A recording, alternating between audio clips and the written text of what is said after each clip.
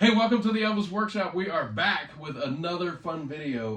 We're going to talk a little bit about the new book, The Sun Singles of Elvis, but before that, I found something really super cool the other day at the record store, and I want to share it with you. This is the Sweet Inspirations, What the World Needs Now is Love. This album came out, I've never even seen this before. It came out in 1969, just before the Sweets went to work with Elvis, and it has all four of the members. This is obviously Sissy Houston is still in the group. And on the back, they talk about their career coming up and what they've done. Of course, there's no mention of Elvis because they haven't gone to work for him yet.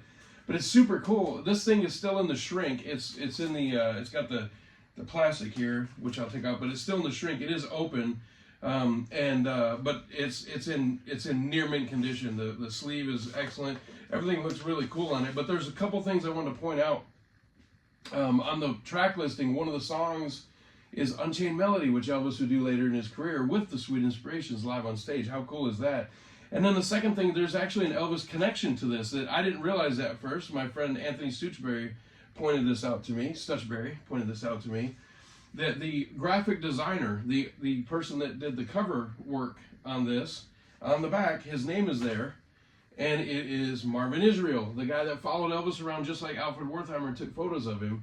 So this guy right here is based in New York, I believe, or he was. He's passed away now. But he was based in New York, and he did photo work, and he did graphic design and stuff like that. So in 1956, for a couple of days or week or two, however long, he followed Elvis around with some cool photos. And if you've not seen this book, you should check it out. It's very similar to the Wertheimer collection. And then years later, excuse me, I'm sick right now. Guess who's gonna get sick? I'm finishing up the yearly cold. But anyway, so Marvin Israel did the photos with Elvis in 1956, and then in 1969, he's doing work with the Sweet Inspirations. So 68. So there's a little. It's 1968. I have it confirmed.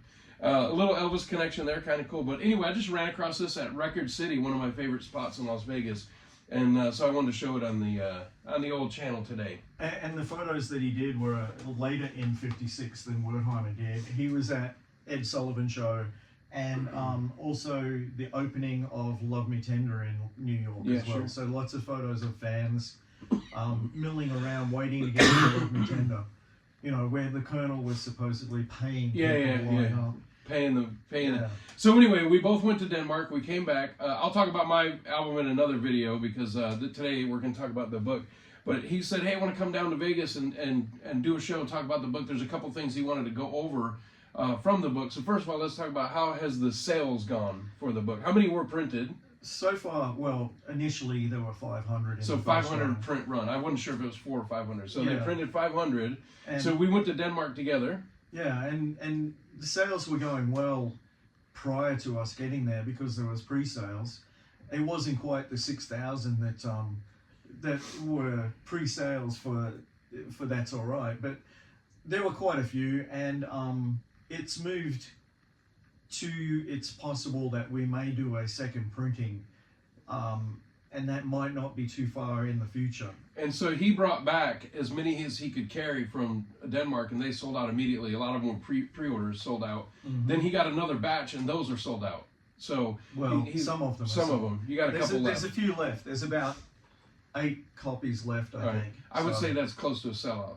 Yeah, well, that's pretty good, man. That's half of what I got, and so. So you didn't bomb? No, it's been wonderful, actually. He sold one today. Who'd you sell one to today? I sold one to Clint at Moondog Records. Moondog Records, which is really well known. He went and talked to the owner. The owner said, no, I don't want to buy it for my shop. I want to buy it for me, my personal collection. I'm taking it home. Yeah. How cool was that, right? That was pretty cool. So thank you, Clint, for that. And we support him quite a lot. Yeah. He also committed to buying one of my albums, which I'm sold out, but I'm getting another small batch in about another week or so. And so that's why I wanted to not talk about mine too much in this video. I'm going to do it when I have some more in hand. But he also committed to buying one of mine. So how cool is that? Yeah, that's cool. So it's good that people that we have supported over time are supporting us as well. Yep. So, and for both of us, it's been a great ride. It's been a huge success, both of them. So what did you want to talk about today in the book? He sent me some pictures, so we're gonna talk about what he's gonna talk about basically Just basically, I think one thing, right? Yeah, yeah. We're just going to talk about the 209. Let's talk about the 209, Elvis's first single. I was told in one of the reviews of the book that there's a controversial section of my book, and that deals with the Upside Down 209. A lot of people tend to list that as the first pressing because it's a mistake. It's upside down, therefore it's a mistake, therefore they corrected it later and fixed it. Well, unfortunately, I have always questioned this because none of us were there to prove this, but in the book I give some evidence pointing at that fact. And part of it is that when Sam Phillips put out the majority of his records, he generally put the catalog number at the bottom. On the Upside Down, it's up here on the when you're looking at it on the left hand side, so over there. And Rick's got some pictures that he's going to put up later. So starting from the Phillips release in 1952 with Joe Hill Lewis, the catalog number was at the bottom, and then it went all the way through until it started appearing on the left hand or the right hand side, if you're looking at 9 o'clock. Yes, the 9 o'clock position on this, and then it also did the same on 210. On 215, it appeared at the 3 o'clock position on one edition, and 3 o'clock on 217, and 3 o'clock on 223. But all editions were first printed with it at the bottom. And the reason that we can point this out is that Elvis went to Plastic Products in Memphis a day or two before they were delivered to the stores and picked one up hot off the presses, and he signed his name to it. And Rick is going to put a picture of that up here. And that one has the number at the bottom. Well, the 45 is where the Upside Down is. And there is a 45 that basically matches that. And the big selling point for my theory is that the 45 that matches the 78 has the word with in inverted commas. And this one does not have that. The width was only used on one run, and then it was dropped. And my theory is that it was a cost-saving item because that's 6 characters you could save. You're bumping the words all closer together because now they're not as spread out, so that's one less line of type, which are all cost-saving things. And that might only equate to like 2 or 3 cents per label, but when you're printing 500 or 1,000 or 10,000 labels at a time, 2 or 3 cents tends to add up, particularly for a company like Sun, who were financially struggling on a budget. And so based on the fact that Elvis signed one within the first day or so of them being pressed, and there being a matching or close to matching 45, that's my theory that that was the first. And in my mind, these came later with where they moved it to the side. I can't be 100% sure about this, but my theory is that they came later when Elvis's contract had been sold. And now Sam had a deadline as to how long he could press and send to stores. And that was New Year's Eve in 55. So after that time, he couldn't press anymore. He couldn't make more labels. He couldn't, technically. There's possibly some rumor evidence, and speculation. Yes, that he did so, and I'm sure it probably happened, but I haven't personally seen the proof myself. I've heard hearsay of it, but I think in the last 2 months they were rushing to get things out, and so they got a lot more sloppy with some of the way they were laying things out, and that's where this mistake occurred. Let me ask you a question. What if somebody had a record that had all those things on it and then had a stamp that said sample on it or something like that? Does it make it, you can't tell when that was done or who did it. It wouldn't change the value, would it? It's just a stamp on there. But it also does not indicate that it's a first press, because that stamp, that sample stamp or whatever it says, test or whatever, could be put on there at any time. So That's right. Anytime during the pressing run, which was for That's Alright, was almost 18 months, a sample could have been sent to any radio station or anybody requesting one. There are some samples that don't have the stamp on them, and they have the center has been cut out by Scotty Moore or even perhaps Bill Black. And he would use the nips that he cut the guitar strings on when he was changing guitar strings. And he would make it so it was unsaleable by making it not perfect. But the sample stamp was in use, and yes, Marian Kleiska has said she sent out close to 1,000. Sam Phillips drove to several of the more local stations.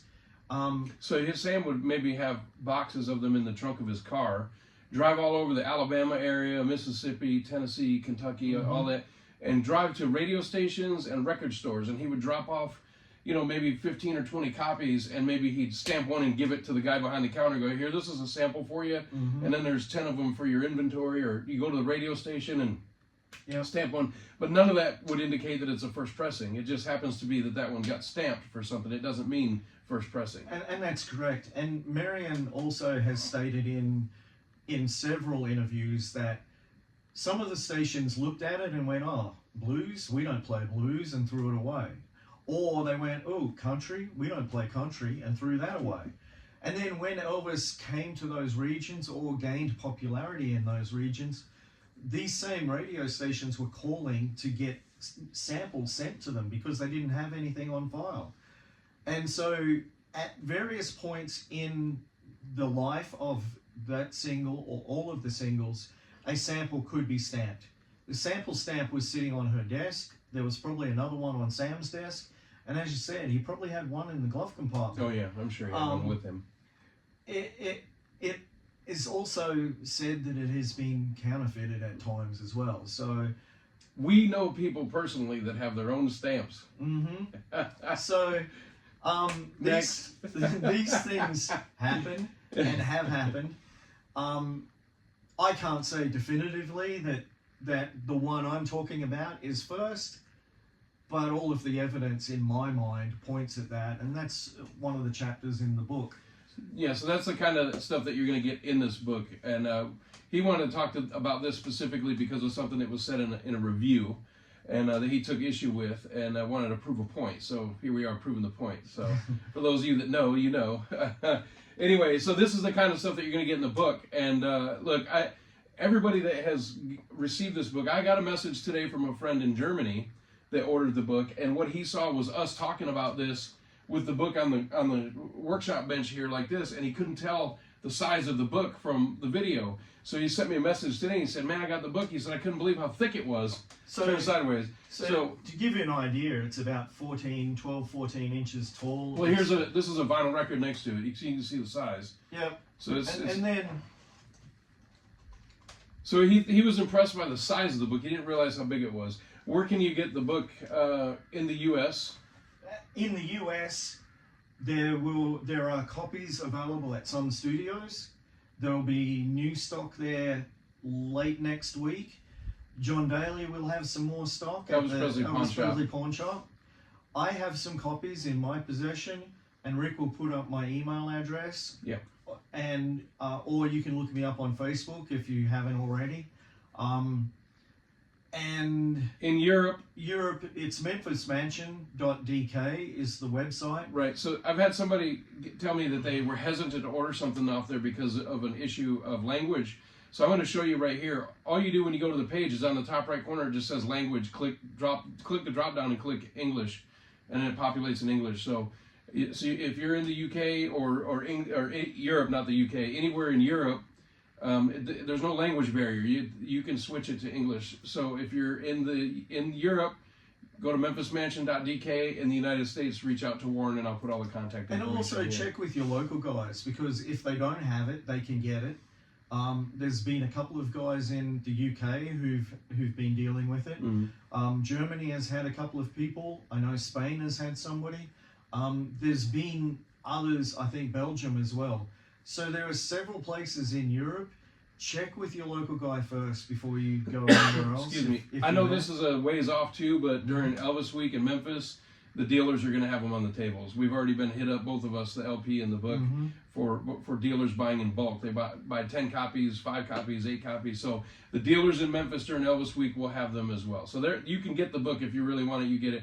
But every person that has received the book has been overwhelmed and impressed with it, and it's just a really great product. It really is. Yeah, there's a lot of detail. It's not just labels. It's not just Elvis. There's a lot of details in there about the production of the record and the production of the labels, and some of the details on the labels themselves are spelled out. So there's a lot of information in there. Let me see the book. I want to show something here. This is cool too. I want to show you this. So a lot of people have taken note of this. Is that when you open the book, hold on. Yeah, I'll hold the So book. I'll hold one side. So when you hold the book open, this is intentionally done. If you have a Sun 45, you can hold it right up next to it. It's nearly the same size, so you can compare in detail to your record to what's in the book to confirm if you have a counterfeit or a real one, or which version, Yes. or which what do you call it? Variation you have, and it can kind of narrow down the date, where it was pressed at, and which version you have. So we've had a lot of people actually reach out to him and post on social media and say, man, I was able to confirm my record is real. I always thought it was a bootleg, and it's real.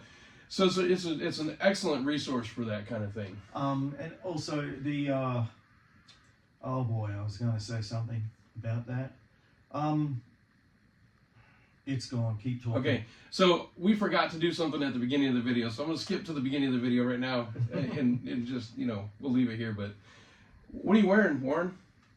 I'm wearing one of Beth's T-shirts from Beth Hilton. Beth Hilton. She is a graphic designer. It's shopmemphisflash.com, and she makes amazing product. And I also have this yeah, sweater you got the that she sweatshirt. made. I have the T-shirt of that, and when he showed up last night wearing that, I said, "Holy crap! I have got to get one of those." Excuse the dog hair. That thing is awesome. That But thing looks super cool. I love the T-shirt version, but this looks even better. It's very comfortable and There it's very is dog warm. hair on it. There is But dog hair. she is great. She is still giving that discount to Elvis Workshop 25, right? That's right. Yeah. And so you get 25% off your order when you order through her. And Through December 31st. I got this shirt and several others. I think 2 or 3 others. Yeah. One of them I kind of like. It has the Sputnik lamp on it. Oh yeah. Like That's cool. is in the foyer at Graceland, and I may have that here with me. I'm not sure, but So go to shopmemphisflash.com and pick you up a T-shirt. Look, I don't make anything off it. I'm not pitching something to sell something. She's just somebody that I know, and I love her artwork, and I like to support things that I like. and So, here's what I got from it: 25% he off. did. I told her to give him 10. Anyway, did you remember what you were going to say, or should we just wrap it we'll up? just wrap it up. Okay. So short video today. We just really wanted to respond to the one.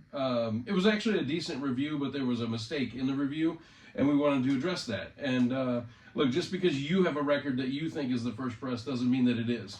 There's others out there. You can go buy one. Go buy one that was really the first press. And again, I don't know for sure. I'm speculating based on evidence that I can put forward.